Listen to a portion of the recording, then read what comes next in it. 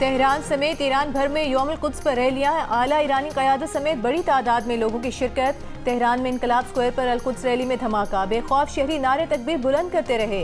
ईरानी TV के मुताबिक ईरानी सदर मसूद पज़ेश्कियान और वज़ीर ख़ारिजा अब्बास अराग़ची की भी रैलियों में शिरकत। कौमी सलामती के मुशीर अली लारेजानी भी शरीक। कहा, अल कुद्स रैली पर हमला इसराइल की कमजोरी और कन्फ्यूजन को जाहिर करता है। अमरीकी सदर नहीं समझ सकते कि ईरानी कौम मजबूत, आगाह और पुरअज़्म है।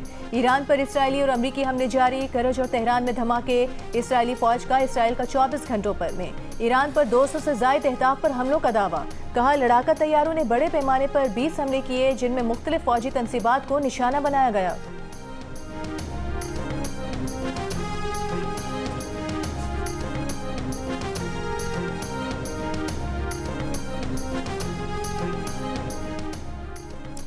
अमरीकी वज़ीर जंग ने ईरान पर मज़ीद सख्त हमलों की धमकी दे दी। ईरान का दिफाई निज़ाम ख़त्म होने और रहनुमाओं के अंडरग्राउंड जाने का भी दावा कर दिया। कहा, आज सबसे सख्त हमले होंगे। आपनाए हुर्मुज़ में जो कुछ हो रहा है उस पर दुनिया को परेशान होने की ज़रूरत नहीं।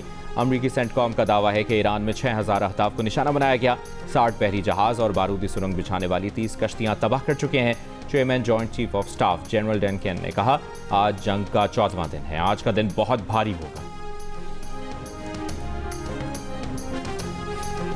G7 ममालिक का अमरीकी सदर डोनाल्ड ट्रंप से ईरान जंग फौरी खत्म करने का मुतालबा। आबनाए हुर्मुज़ को महफूज बनाने पर जोर। सदर ट्रंप ने ईरान की जानिब से जल्द हथियार डालने का दावा किया। अमरीकी मीडिया के मुताबिक सदर ट्रंप ने G7 रहनुमाओं के इजलास में कहा कि ईरान हथियार डालने के करीब है। ईरान के पास अब कोई ऐसा आला ओहदेदार बाकी नहीं रहा जो हथियार डालने का ऐलान कर सके। हमें ये काम मुकम्मल करना होगा ताकि 5 साल बाद ईरान के साथ दोबारा जंग ना हो। आबनाए हुर्मुज़ की सूरत हाल बेहतर हो रही है। कमर्शियल जहाज़ों को ऑपरेशन शुरू करने चाहिए।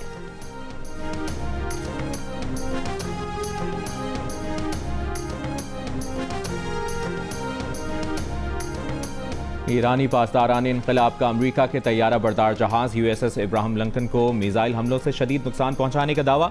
अमरीका के रीफ्यूलिंग तैयारों को निशाना बनाने का भी दावा कर दिया। कहा, इराक की मुजाहमती फोर्सेज ने अमरीका का रीफ्यूलिंग तैयारा मार गिराया।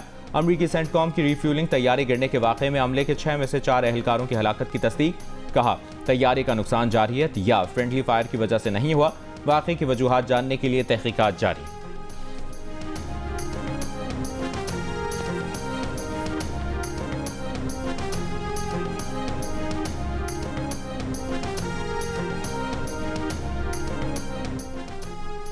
दुबई, ओमान, इराक समेत दीगर खलीजी ममालिक पर ड्रोन और मिसाइल हमले। इमाराती हुकाम की दुबई में दिफाई कार्रवाई के नतीजे में मलबा गिरने से इमारत को नुकसान पहुंचने की तस्दीक। ओमान में ड्रोन का मलबा गिरने से 2 अफराद गैर मुल्की जाम बहक हो गए।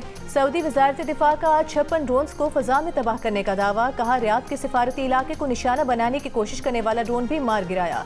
इराक के शहर अरबिल में रिफाइनरी पर ड्रोन हमला। रिफाइनरी के एक हिस्से में महदूद नुकसान हुआ।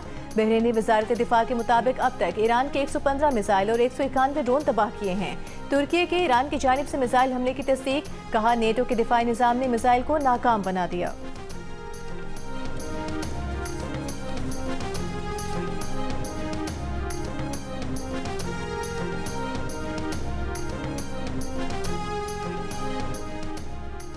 अमरीकी कंपनी प्लानट लैब्स ने सैटेलाइट तस्वीर 2 हफ्ते के डिले पर डाल दी। कहा, मशरिक़ वस्ता की मुतनाज़ सूरत हाल में यह फैसला आम लोगों की सिक्योरिटी के लिए किया है ताकि फरीकैन लाइव तस्वीर से सिविलियन को निशाना ना बना सकें।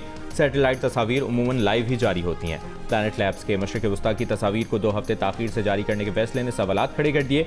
अमरीकी नाक़दीन के मुताबिक ये फैसला अमरीकी दबाव पर किया गया है ताकि बहरीन, कतर और दीगर अरब ममालिक में इसके फौजी अड्डों पर हुई तबाही को कवर किया जा सके। अमरीकी हुकूमत प्लानट लैब्स के मुताबिक ग्राहकों में से एक है।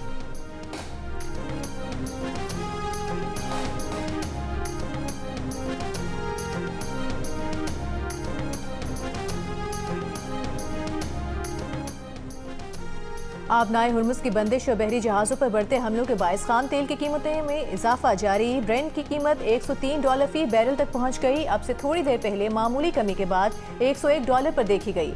WTI $96 फी बैरल पर ट्रेड हो रहा है। तेल की कीमतों से एशियाई स्टॉक मार्केट मुतासिर। पाकिस्तान का बेंचमार्क 100 इंडेक्स 555 पॉइंट्स कमी के बाद 1,53,866 पॉइंट्स पर बंद हुआ। जापान का निकी कोरियन कोस्पी इंडेक्स और भारतीय स्टॉक मार्केट में 2% तक कमी रिकॉर्ड की गई।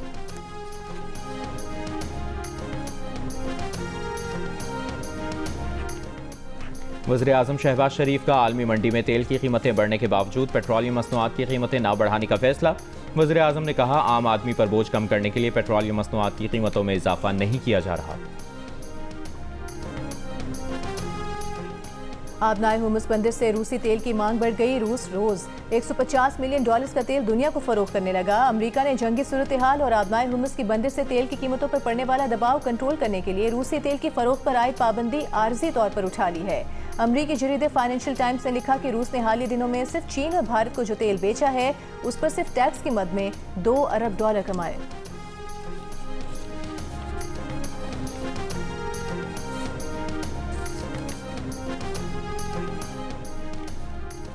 लबनान पर इसराइल के नए हमले। जनूब लबनान में बमबारी से कम अज़ कम 10 अफराद शहीद, मुताद्दिद ज़ख्मी। 2 मार्च से जारी हमलों में 90 से ज़ायद बच्चों समेत 687 अफराद जान से गए। बैरूत में रिहायशी इमारत पर ड्रोन हमला। लबनान में दरियाए लितानी पर वाक़ पुल को भी फ़ज़ाइया ने टारगेट किया। दावा किया कि ये पुल हिज़्बुल्लाह के लिए एक अहम गुज़रगाह के तौर पर इस्तेमाल हो रहा था।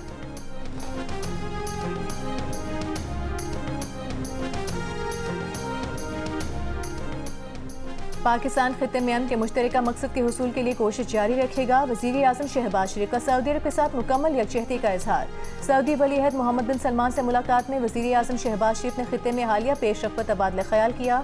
मुलाकात में नायब वज़ीर आज़म इसहाक डार और फील्ड मार्शल आसिम मुनीर भी मौजूद थे।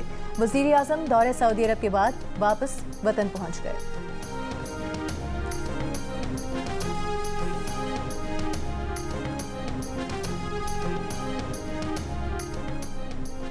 निहाल हाशमी ने गवर्नर सिंध के ओहदे का हलफ उठा लिया। Chief justice Sindh high court justice Zafar Ahmed Rajput ने निहाल हाशमी से गवर्नर के ओहदे का हलफ लिया।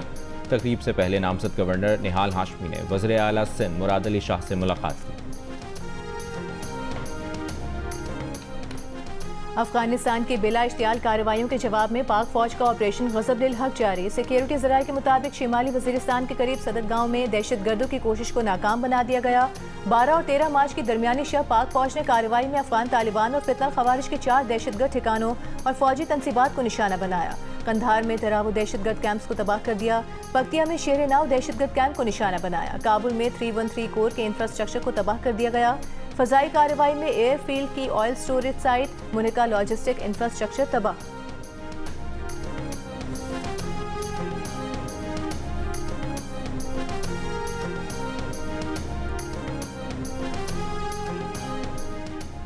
लकी मरवत के इलाके बेटनी में पुलिस मोबाइल पर हमला। धमाके में SHO समेत 7 पुलिस एहलकार शहीद।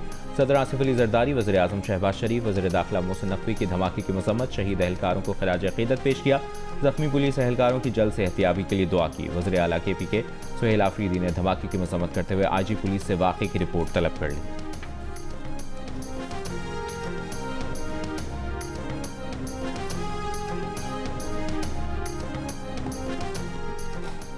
मुल्क के मुख्तलिफ शहरों में यौमुल कुद्स के मौके पर फ़लस्तीनियों से इज़हार यकजहती के लिए रैलियाँ। लोगों की बड़ी तादाद में शिरकत। शुरका के अमरीका और इसराइल के खिलाफ नारे। गिलगित बल्तिस्तान में भी यौमुल कुद्स की रैलियाँ निकाली गईं। फ़लस्तीन और ईरान के साथ यकजहती का इज़हार किया गया।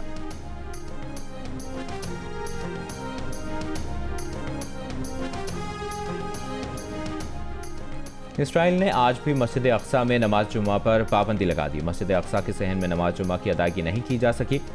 इसराइली हुक्काम ने मस्जिद अक्सा के अहाते में दाखिले पर यह कहकर पाबंदी लगाई कि इसका मकसद ईरानी हमलों से बचना है। और फिल्म और TV के नामवर अदाकार और सदाकार शुजात हाशमी इंतकाल कर गए। वो कुछ अरसे से अलील थे। ड्रामा सीरियल वारिस में मौलादात के किरदार ने शुजात हाशमी को मकबूल बनाया।